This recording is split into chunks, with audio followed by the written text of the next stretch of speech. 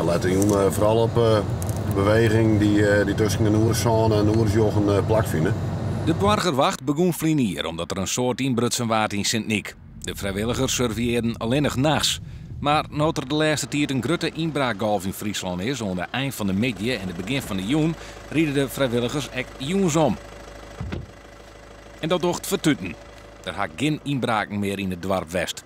Toch vinden de vrijwilligers net dat ze het werk van de politie doggen. Ik vind dat iedereen het een sociale plicht om dingen in de gaten te houden. En je kan net van de politie verwachten dat ze alles keren kennen.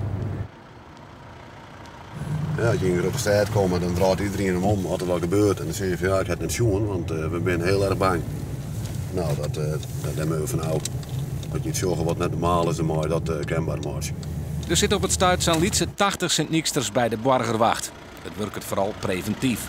Maar soms trapjeer de wachters nog wel eens een inbreker op het dier. Als ze eens joggen, waskoggen ze de politie.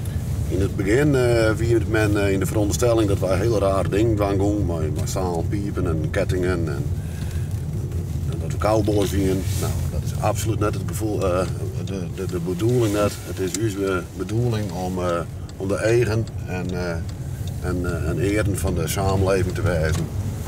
En daar toch iedereen een veilig gevoel probeer ik te bezorgen.